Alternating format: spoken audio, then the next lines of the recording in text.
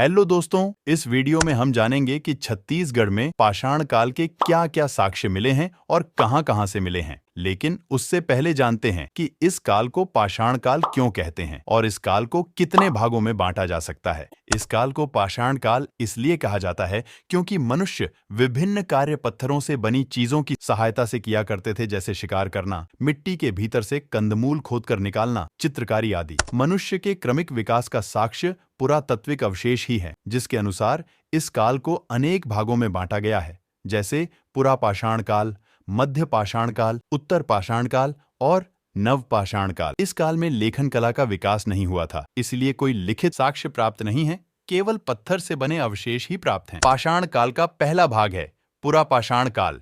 इस काल के साक्ष्य महानदी घाटी और रायगढ़ जिले के अनेक स्थानों से प्राप्त होते हैं, जैसे कबरा पहाड़, सिंघनपुर, बोतलदा, गीधा आदि। इस काल के साक्ष्य शैलाश्रय, शैलचित्र और पत्थर के औजार के रूप में प्राप्त हुए हैं। छत्तीसगढ़ के अन्य स्थानों में भी ऐसे साक्ष्य उपलब्ध हैं। पाषाण काल का दूसरा भाग मध्य पाषाण काल है, जिसके साक्ष्य रायगढ़, बस्तर, बिलासपुर आदि क्षेत्रों से प्राप्त हुए हैं। मध्य पाषाणकालीन अवशेष पत्थरों के बने औजार के रूप में प्राप्त हुए हैं। ये औजार शैलाश्रय में बने शैल चित्रों के निकट प्राप्त हुए हैं। बस्तर के गढ़धनोरा, गढ़चंदेला, कालीपुर, खड्डा घाट आदि क्षेत्रों से भी ये साक्ष्य मिले हैं। पाषाण काल का अगला काल है उत्तर पाषाण काल।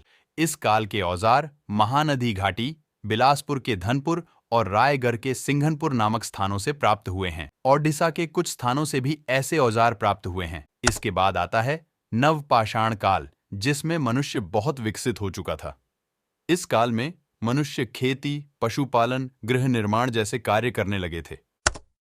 नव पाषाण काल के साक्ष्य राजनांदगांव के चितवा डोंगरी, बालोद के अर्जुनी, रायगढ़ के टेटम आदि स्थानों से मिले हैं। धमतरी बालोद मार्ग पर भी लोहे के कुछ उपकरण प्राप्त हुए हैं। छत्तीसगढ़ में सर्वाधिक शैलचित्र रायगढ़ जिले से प्राप्त हुए हैं, जिसकी खोज सर्वप्रथम ई एंडरसन ने 1910 में सिंघनपुर गांव के पहाड़ से की थी। नवपाषाण काल के साक्ष्य जो अंबागृह चौकी के चितवा डोंगरी से मिले थे, उनकी खोज भगवान सिंह बघेल और डॉक्टर रमेंद्रनाथ मिश्र ने की थी। इसके बाद आता है आद्य ऐतिहासिक काल, जो 2600 ईसा पूर्व तक मानी जाती है। यह काल सिंधु घाटी सभ्यता का भी काल है। संभव है कि सिंधु घाटी सभ्यता द्रविड़ों द्वारा निर्मित हो, क्योंकि सिंधु घाटी सभ्यता के लोग मूर्ति के निर्माण के लिए जिस मोम सांचा पद्धति का इस्तेमाल करते थे, वह बस्तर के शिल्प के समान है।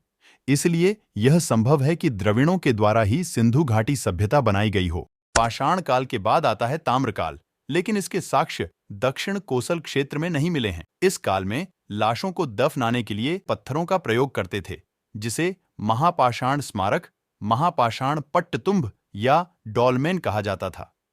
बालोद जिले के कई स्थानों पर पत्थर के घेरे बने हुए हैं। यहाँ पाषाण के घेरे, लोहे के औजार और मृदभांड भी मिले। बालोद के धनौरा में भी लगभग 500 महापाषाण स्मारक मिले हैं, जिसकी खुदाई 1956-57 में एम.जी. दीक्षित द्वारा कराई गई थी और इसका व्यापक सर्वेक्षण जे.आर. कांबले द्वारा की गई थी। कोंडागांव के गढ़धनोरा से भी ताम्रपाषाण का आवासीय घेरा प्राप्त हुए हैं। इसके बाद आता है वैदिक काल। प्रारंभिक वैदिक काल में छत्तीसगढ़ से संबंधित कोई जानकारी नहीं मिलती, परंतु उत्तर वैदिक साहित्य कौशितिक उपनिषद में विंध्य पर्वत का उल्लेख है। इसके बाद परावर्ती वैदिक साहित्य में नर्मदा नदी का उल्लेख मिलता है। इसलिए भले ही प्रारंभिक वैदिक काल में आर्य इस क्षेत्र से परिचित न रहे हों, लेकिन वैदिक काल के अंत तक वे इस काल से परिचित हो गए।